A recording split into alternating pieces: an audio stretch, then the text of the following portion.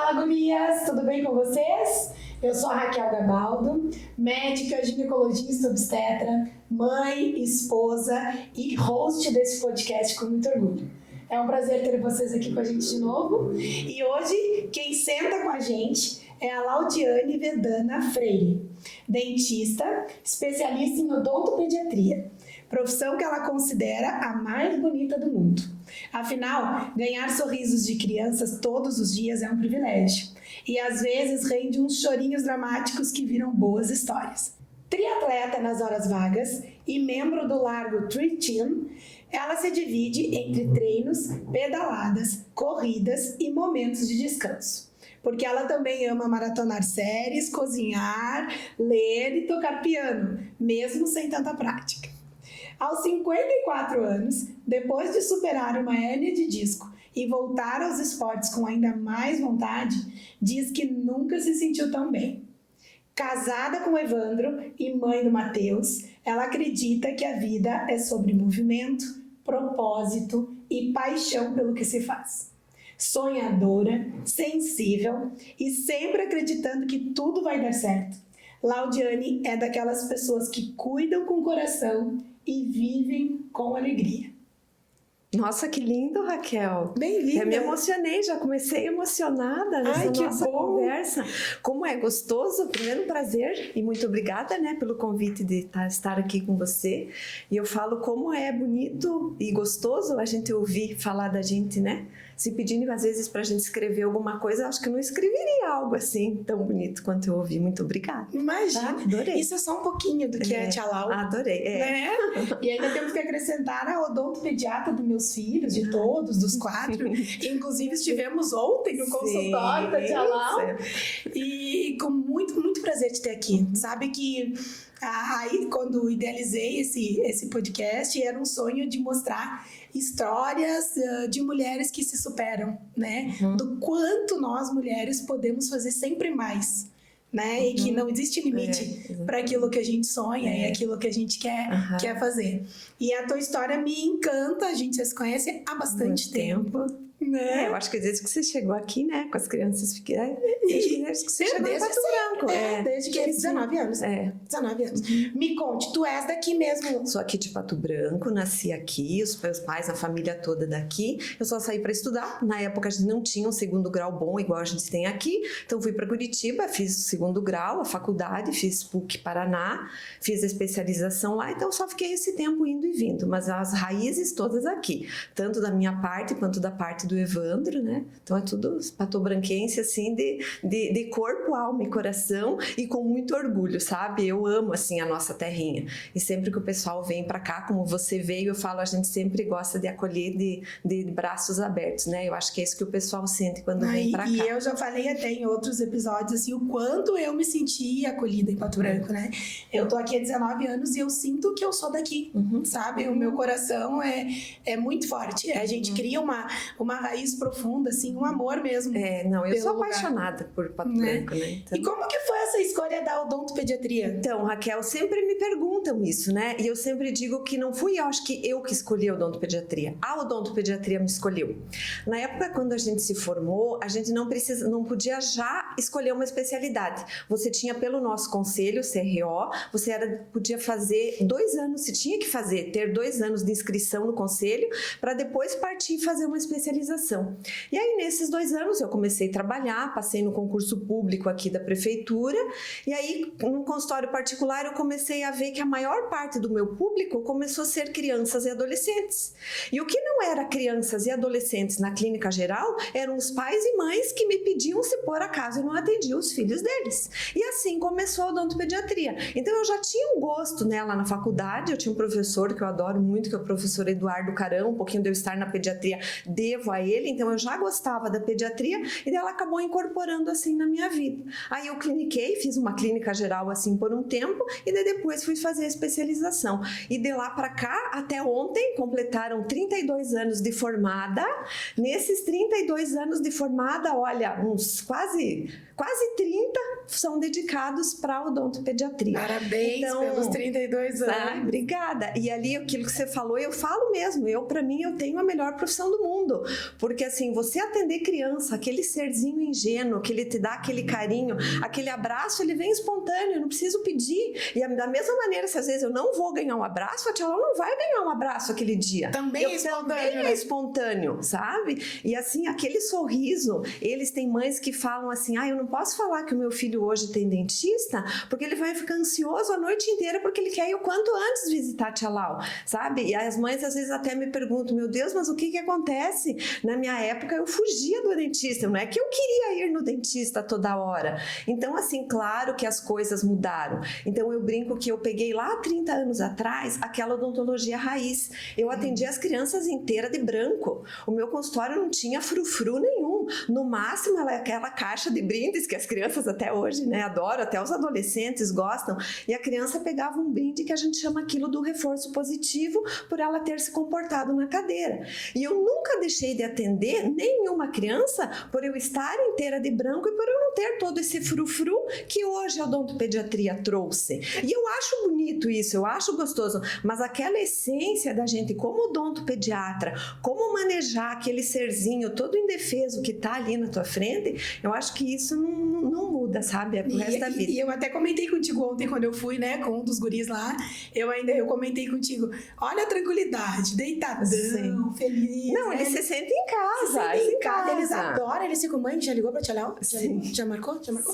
Então, assim, isso é muito interessante, porque assim, ó lá, a gente vê o quanto importa para a vida adulta, né? Adulta dessa criança. Claro. Porque o impacto que tu gera nessas crianças, sendo assim, e mostrando que a odontologia é legal, que é um cuidado, que ela impacta no adulto que vai ser, os cuidados. Então, quantas vidas e quantos cuidados que tu coloca nas crianças com essa sensibilidade e essa naturalidade tua, que é só tua?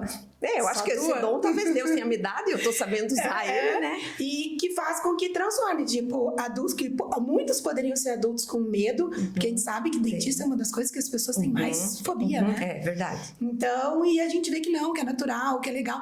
E o quanto tu também transforma várias vidas com as orientações e os cuidados. Com certeza. Então, eu sempre falo, até vou pegar um gancho nisso que você falou, quando a gente precisou fazer uma mudança de marca, né, de remodelar tudo, uma das coisas que eu sempre quis foi assim, ajudar uma geração carizero, que a gente fala, né, e geração sem medo de ir ao dentista. Isso aí. E eu falei que se eu conseguir deixar isso em cada um dos piquirruchinhos que passarem por mim, para mim já tá ótimo. Sabe? Porque eles vão levar pra vida isso, né? Nossa, e é transformar na base, né? Com certeza. E isso é também do amor por aquilo que faz, né? Eu acho que a paixão, assim, né? Tem uma frase que eu gosto muito que, assim, que diz que nada de grande no mundo jamais foi realizado sem paixão. Então, assim, eu acho que você tem que pôr paixão em tudo que você faz, né? E um pouquinho do que você falou de mim ali, é assim. A Lau é assim. É profundo. Né? Aí a gente vê, a gente conhece. Lau, e uma coisa interessante também, até pra gente falar para as mulheres que estão nos assistindo, que ontem nós comentamos sobre a importância do cuidado pré-natal com a saúde bucal, ótimo, né? Ótimo. E o quanto é importante as mães terem essa conscientização da saúde bucal delas e também de já criar vínculos para depois levar, né? Já desde muito bebê. Fala pra gente assim, com que idade, como os primeiros cuidados para levar, por exemplo, o bebê na odontopediatra? Tá. Então, assim, antigamente a gente nem ouvia falar disso, né? Hoje a gente trata o bebê na barriga da mãe, antes dele nascer. Então a gente fala, quando que eu levo o bebê no dentista? Quando você estiver grávida, sabe? Mas assim, o básico, assim, oficialmente falando, é antes da criança completar o primeiro aninho de vida. Por que a gente fala do pré-natal odontológico? Então assim, eu já fazia muito isso, daí eu estava com uma demanda muito grande no consultório de crianças, estava trabalhando também na prefeitura e não estava a tempo de eu voltar a atender o pré-natal odontológico. E agora eu me predispus a atender de novo essa gestante. Então a gente passa várias orientações. Tem muita gestante, por exemplo, que chega lá com problema dental, né, ou uma gengivite, uma periodontite, e ela não sabe que esse problema bucal, eu posso ter risco de ter uma criança com prematuro de baixo peso. E você, mais do que ninguém, sabe o quanto essa mãe vai ter que cuidar dessa criança com baixo peso. Isso se ela estivesse cuidando, né, da saúde bucal dela. Outra coisa que a gente gosta de falar, toda a alimentação da gestante tem tudo a ver com desenvolver o paladar dessa criança depois. Então, às vezes, eu vou ter aquela criança formiguinha que come muito doce, e hoje as mães se preocupam muito, meu filho vai ter cárie? A criança é cárie zero, tá tudo bem, não vai ter, mas a mãe tá sempre preocupada que a criança vai ter cárie. E hoje a gente sabe que a cárie, ela é uma doença considerada açúcar dependente. Eu posso ter uma família que escova muito os dentes, mas eu tenho um consumo muito alto de açúcar, eu vou ter cárie. Então você já vai orientando essa mãe antes dela ter o bebê, sabe? E aí quando ela tem o bebê, aí vem toda aquela orientação. Nós estamos começando agora o Agosto Dourado, né, que é o incentivo ao aleitamento materno. Então assim, eu sou uma que levanta super a bandeira do aleitamento materno. Ok, se a mãe não puder amamentar, não tem problema. Ela não vai deixar de ser mais mãe ou menos mãe por causa disso. Mas o que estiver ao meu alcance e eu puder orientar e informar essa mãe que o aleitamento materno para todo o desenvolvimento bucal e facial da criança é importante, a gente vai orientar. Então, às vezes, mostrando numa palestrinha que eu faço privada ali para a mãe rapidinho, com desenhos, com informações, com exemplos, a mãe sai de lá assim, ela falou, meu Deus, é tudo isso? Eu falei, sim. É que a orientação isso. é tudo, né? Claro. Porque agora já se tem muita conscientização daquilo de não dar açúcar até os 2 anos, né? Isso. Do cuidado com os dentinhos, né? Até a prevenção, por exemplo, dos hábitos, né? A gente gosta muito de prevenir, a gente fala prevenir os hábitos de sucção nocivos, dedo, chupeta, mamadeira. Quando que eu introduzo, não teve jeito, eu precisei colocar, a que momento eu preciso tirar, a melhor forma de eu remover. Então, tudo isso a gente dá uma pincelada enquanto o bebê tá ali no forninho, ainda na barriguinha da mãe, para depois, quando ele nascer, a mãe já sabe, não, eu lembro que me orientaram que eu preciso levar até a idade, quando que eu preciso começar a limpar a boquinha, o que eu faço com os primeiros dentinhos. Exatamente. Então a mãe já não se apavora. Eu falo que a mãe tem tanta informação, sabe? Que às vezes ela, meu Deus, ela fica meio uma barata tonta de tanta coisa. Hoje em dia tá complexo ser mãe, né? Porque eu acho assim, há um tempo atrás a gente engravidava e a preocupação era, tava grávida e ia ter o filho. Hoje tem tanta coisa, que eu vejo os gestantes tão preocupadas com tanta coisa e às vezes elas deixam coisas importantes passar, né? Né? Então essa é a importância do cuidado desde pequenininho para fazer esse acompanhamento desde do nascimento dos dentinhos e tal, e a mudança que é possível fazer na vida dessa criança. Então assim, eu acho isso incrível. Eu acho que é uma profissão realmente que tu tem que... Não, eu amo, mas eu falei, sou apaixonada, assim, e eu falo assim, você trazer, eu falo que pra mim é um privilégio, né, porque eu pego, por exemplo, a gestante ou a criança ali no primeiro ano de vida, ela cresce ali dentro comigo, aí ela se torna adolescente, eu fiz o curso de odontoebiatria, que é pra adolescente, e aí ela continua. Hoje eu tenho crianças que, sei lá, crianças não adultos que já estão fora, a gente mora numa cidade pequena, eles me encontram e falam, Lau, eu posso ir lá no teu consultório? Porque faz 7 anos que eu saí do teu consultório, eu não fui mais em dentista nenhum. E eu falei, não, pode. Então, assim, a gente é um ser em desenvolvimento, sabe? Então, às vezes, ele vai no pediatra no primeiro ano de vida todo mês. Depois tá tudo bem. Muitas vezes a mãe acaba levando no pediatra uma vez por ano ou se tem algum problema. E ali comigo, não. De 6 em 6 meses, às vezes a família não cuida dela, do pai, da mãe, assim, mas dos filhos, as mães, sabe? Então, é lindo você ver esse. Eu falo que eles acabam sendo um pouquinho meu, sabe? Ai, com certeza. E detecta muito cedo, né, Lau, falando, por exemplo, do meu filho mais velho, que tinha aquela mordidinha cruzada. Sim. Eu me lembro que desde bebezinho tu me dizia, vamos ficar de olho, vamos ficar de olho. Quando ele tinha 3 aninhos, a gente começou a correção. E é perfeito, não tem nada, né? Modéstia à parte, é lindíssimo. Não, é lindo. Mãe coruja, né? Não, mas é lindo Conta mesmo. um pouquinho dessa mãe, dessa Lau mãe, então, dessa mãe do Matheus, dessa mãe coruja. Eu tenho o Matheus, tive o Matheus cedo, assim, então o Matheus, às vezes, ele até brinca com a gente, que ele fala que nós nós somos os filhos dele, sabe, brincando. Porque a gente tem uma ligação muito próxima, né? Então, a gente não tem como que eu falo, geração, assim, muito diferente, né? Então, ele e o Evandro, assim, gostam das mesmas músicas, vão para show de rock junto, assim.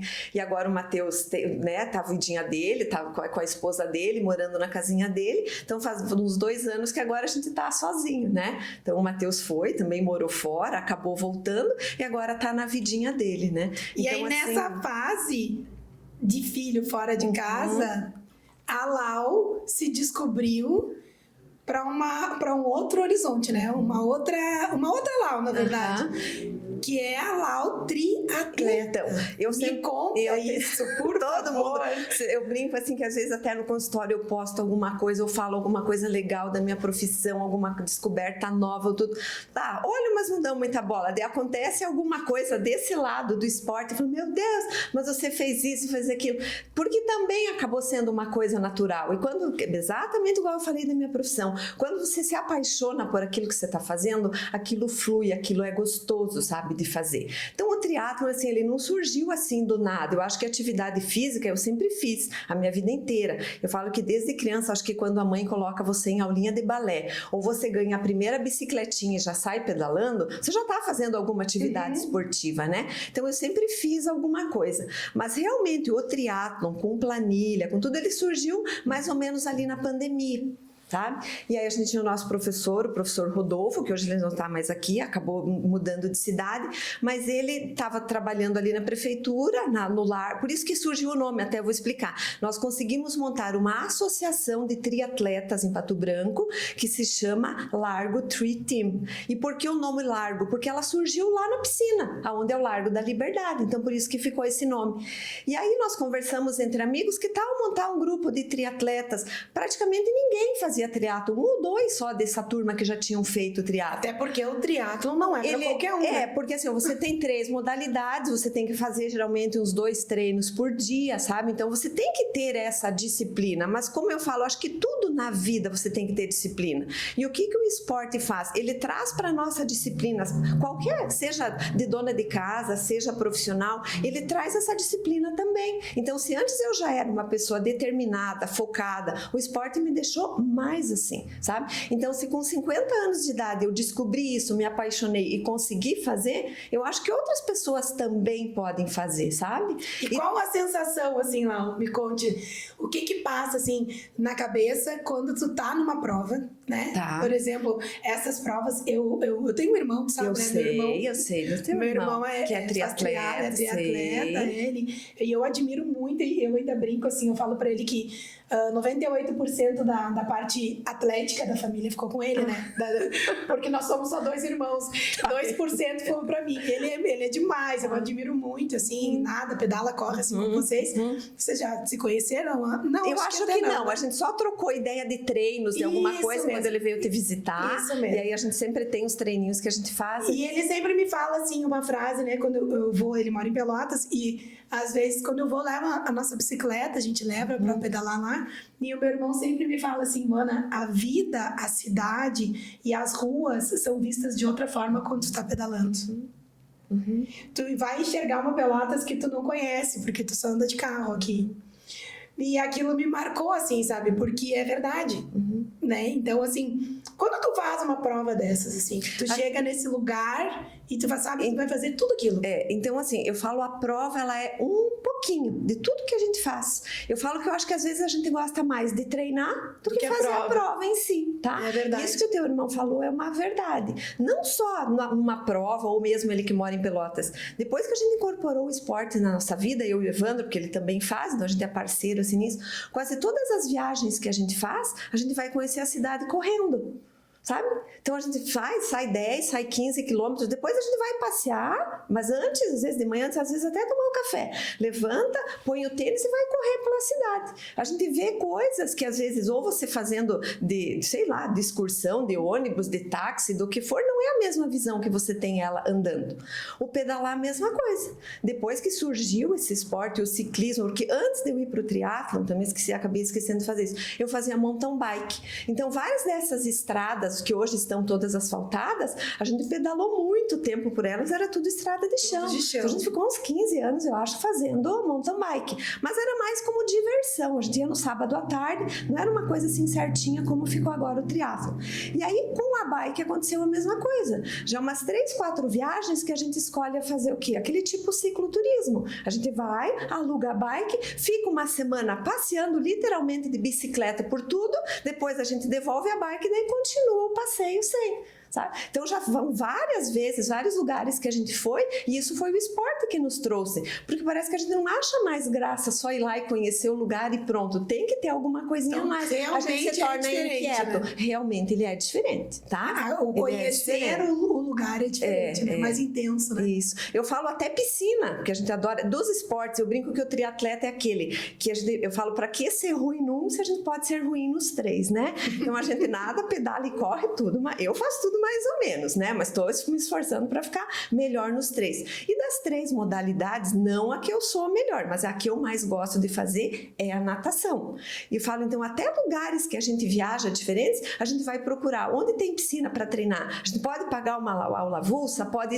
E a gente conhece lugares que jamais eu imaginaria conhecer se eu não estivesse fazendo isso. Para nadar, exatamente. E essa mudança é diária, né? Porque quem vê a prova, assim como tu falaste agora, quem vê a prova pensa naquele momento.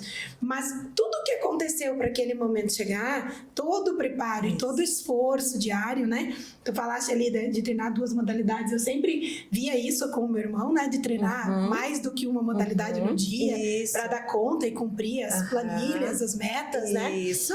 É um ano todo para uma prova, né? Claro. Igual você comentou ali, né? No começo, no final do ano, eu passei por uma cirurgia, né? Eu tava com uma dor muito grande, assim, na minha perna esquerda, por causa dessa hérnia, e eu tinha que ficar um período sem fazer nada. E eu tinha colocado, eu falei, não, então o ano de 2025 vai ser para minha recuperação e eu não vou fazer nada. Aí eu acabei mudando de assessoria, tô treinando agora com um triatleta mesmo, e assim, eu acho que eu recebi uma injeção de ânimo tão grande que eu já fiz a primeira prova agora domingo, que foi o nosso duatlon aqui em Pato Branco. Então, para nós é uma honra ter uma prova dessas aqui em Pato Branco. Nós tivemos em janeiro o primeiro Pato Tri, então nós tivemos uma prova de triatlon aqui em Pato Branco. Então eu falo, é uma cidade que a gente não tem mar perto, a gente não tem rio perto, a gente não tem lago perto. Quem conhece Pato Branco sabe que o relevo, né, é todo cheio de sobe e desces, e ainda assim a gente conseguiu fazer uma prova de triatlon aqui. A gente tem o Valdir nos cede o Lago da Planta para a gente treinar e conseguimos fazer a nossa prova lá. Então, para nós é um orgulho termos essas provas aqui. Como a gente teve o duatlon no domingo. Então, eu já fiz essa prova domingo, já estou inscrita para fazer um sprint, que é o duatlon, a distância curtinha. Eu, por enquanto, só me animei a fazer as distâncias curtinhas em setembro. Já tenho uma corrida em novembro e mais uma distância um pouquinho maior em dezembro. Sim, então, mas assim, para quem não ia fazer nada... Mas essa distância curtinha é curtinha para vocês, né? Porque não é curtinha. Eu falo assim, ó, igual você falou, tudo tem que ter uma preparação, tá? Porque muitas vezes a gente fala em triatlon e as pessoas, o teu irmão já deve ter cansado de ouvir falar isso. As pessoas falam do Ironman. O que é o Ironman? Gente, o Ironman não é por nada que ele tem esse nome. São pouquíssimas pessoas que conseguem fazer. Então é uma coisa, você tem que ter uma preparação quase desumano, gigante. Né? É desumano, não é quase. Para mim é desumano. Esse sobre-humano. Foi o primeiro ano que a gente acompanhou, a gente tinha uns amigos em Florianópolis fazendo esse Ironman e eu acompanhei. Meu Deus, aquilo assim é superação a cada quilômetro. Eu acho lindo ver, mas eu jamais quero ter isso pra mim. Eu não quero. Porque assim, a hora que eu perder o prazer de fazer o que eu estou fazendo e aquilo se tornar sofrimento, eu acho que eu também não quero. Entra um pouquinho na minha zona de conforto. Porque as distâncias são as muitas, distâncias, né? Isso. Então o sprint, a gente tem o super sprint, que é o menor de todos. O sprint, que é a distância que eu faço, se faz 750 metros de natação, 20 de corrida e 20 de bike e 5 de corrida. 20 quilômetros. Isso. E aí as distâncias vão aumentando. Nós temos o Olímpico, tem o 70.3, que é a menor, que é a distância intermediária, e o Ironman, que é aquela distância absurda, que depois de você nadar 3.800, pedalar 180 quilômetros, você ainda corre uma maratona de 42. Sabe? Então, isso são para pouquíssimos. Eu não tenho, acho que nem idade para fazer isso. Eu falei, gostaria eu de ter descoberto descoberto o triatlon ou o esporte como, talvez até como uma rotina de vida mais cedo, sabe? Mas eu acho, igual você falou, você tem que saber aonde se posicionar, sabe? Antes de qualquer coisa, eu quero ter qualidade de vida pro resto da vida. E não, às vezes, fazer uma prova dessas e daí depois... É que tem que respeitar o teu corpo, né? Então, assim, eu fico encantada com a tua história dentro do esporte por isso, mas tu sempre foi uma pessoa que praticou esporte, né? Sim. Fazia um mountain bike. Sempre, a musculação, eu acho sempre fundamental. Fez muita coisa. Daí a gente diz, nossa, né, iniciar o triatlo aos 50, mas não é iniciar do zero. Então, assim, isso é uma coisa que a gente estava conversando, assim, o quanto é importante para as mulheres terem uma atividade física e ter essa possibilidade de se transformar dentro da atividade, como tu fizeste, e que poucas estão fazendo hoje em dia, né? Quando se vê, assim, a faixa etária nas provas, tem poucas mulheres se desafiando assim. Eu sempre vejo assim, sempre tem as pontas, né, nas provas. Os adolescentes, digamos ali de 15 a 19, e depois lá na frente acima dos 50. E a gente fica um pouco triste de ver isso. Eu tenho muitas provas, vou ser bem sincera, falar que às vezes naquela minha faixa etária de 50 a 54, às vezes estou só eu. Ou tem 3, as 3 vamos estar no pódio, porque só tínhamos nós 3. E assim, claro que a gente fica chateada, porque eu gostaria de competir com mais pessoas. E eu tenho certeza que tem condições que podem. Eu acho que a gente não pode se acomodar, sabe? Então eu acho que dá, você que trabalha com mulheres, sabe o quanto também a ciência, a tecnologia e a medicina tá contribuindo para a gente ficar cada vez melhor.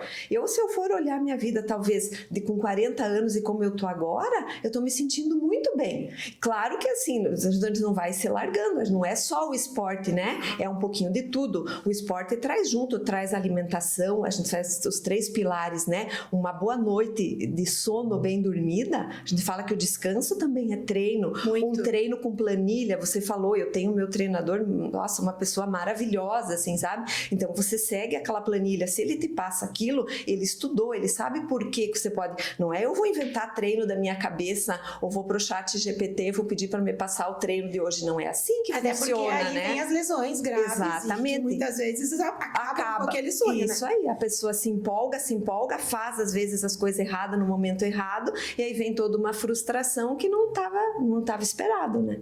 E tu te imaginava assim? Lá? Não, sinceramente não me imaginava. Mas hoje, se eu me olhar para trás, eu falo, meu Deus, que bom que você descobriu isso, sabe? Eu acho que o meu olho brilha diferente, eu, sei lá, me tornei, sabe quando você está literalmente apaixonada por aquilo que você está fazendo? Então, a minha profissão, eu acabei de falar, veja, uma coisa que há 32 anos eu estou fazendo isso. Se você me perguntar, Lau, você quer parar? Não. Eu não quero parar. Eu acho que eu vou parar a hora que eu não tiver mais condições físicas de estar ali atendendo. Porque o quanto dá prazer, né, Lau? Claro. E o esporte, uma coisa recente, não o esporte, eu sempre fiz, igual eu te falei, musculação eu fiz a minha vida inteira. Eu acho assim muito importante também, sabe? Para você manter a qualidade ali no teu esporte. Uma coisa que surgiu nova, que também eu estou apaixonada pelo que eu estou fazendo. Então, você conseguir conciliar os dois é muito bom. Eu falo que me sinto assim muito privilegiada, né? Muito sortuda, sei lá se eu não gosto de usar essa palavra sorte, ou também fui atrás para poder conquistar isso, né? Eu acho que a gente vai colhendo aquilo que a gente investe uma vida toda, né? Então, assim, sempre o que tu vai planejando, o que tu vai executando, então... Se pensar a longo prazo, o planejamento é super importante. Então, uma mulher, por exemplo, de 40 anos, ela tem que programar como ela quer estar aos 50, como ela quer estar aos 60, como que ela quer estar aos 70 anos, né? Como que vai ser a qualidade de vida dela nessa idade e o que ela tá fazendo para isso acontecer. Exatamente. Então, assim, se hoje tu fosse dizer para as mulheres, né, que estão na tua faixa etária ou próxima à tua faixa etária, o que tu diria para elas fazerem de diferente? Porque eu tenho certeza que tu vê mulheres da tua faixa etária com uma condição completamente diferente, tanto de saúde, disposição, longevidade, né? O que tu diria pra elas? Eu acho que eu diria assim, ó, não se acomodem, não tenha vergonha, sabe? Tem muita gente que tá aprendendo a nadar agora. Não tem problema se não aprender a nadar de criança. Claro que se eu tivesse aprendido de criança seria mais fácil, mas assim, se colocar desafios, sabe? Não colocar limite na tua própria vida. Sempre a gente pode ir um pouquinho mais. E não precisa pode ser no esporte, em qualquer coisa, sabe? Às vezes eu quero aprender, sei lá, tocar um instrumento, eu quero ser artista, eu nunca pude quando eu era criança, eu tinha os filhos para cuidar, hoje eu posso ter mais tempo para mim, eu faço um trabalho voluntário, às vezes eu sempre quis ajudar, eu sempre falo isso, eu acho isso muito importante, o voluntariado, a hora que você faz para o outro, tudo aquilo que volta para você é infinitamente maior. Então às vezes a gente vê, por que hoje tanta gente tomando medicamento para depressão, não se sentindo bem com a vida, às vezes aquilo que você falou, a pessoa, será que não está plantando isso de pouquinho? Então, sabe, dá essa virada de chave, às vezes a pessoa tem tudo e não está enxergando que tá, são pequenas coisas, eu falo, não precisa ter uma mudança radical de uma hora para outra, começa de pouquinho, começa devagarzinho, e essa mudança que você vai começar hoje, daqui lá para frente talvez vai surtir o efeito. E vai refletir e vai mostrar essa mulher incrível que tu é. Ai, muito obrigada. Muito obrigada por aceitar meu convite. Obrigada. Gente, eu tinha muita vontade de ter essa conversa. Eu acho tua história muito inspiradora para outras mulheres que vão nos assistir e vão ver que é possível. A gente pode tudo e a gente pode começar numa idade, às vezes a gente diz, já tenho 40 anos, eu tô velha para aprender isso. Não. A vontade, né, o empenho, a dedicação e fazer com amor, com certeza vai dar certo. Eu sempre falo que a vontade, ela arranja uma maneira. Então, se você quiser, você consegue. E é isso aí. Que gostoso, passou muito rápido. Muito obrigada. Obrigada a você. Obrigada por ter vindo. Obrigada. É um prazer. Continue, eu adoro te acompanhar. Também. Obrigada. Obrigada, pessoal. Até o nosso próximo encontro.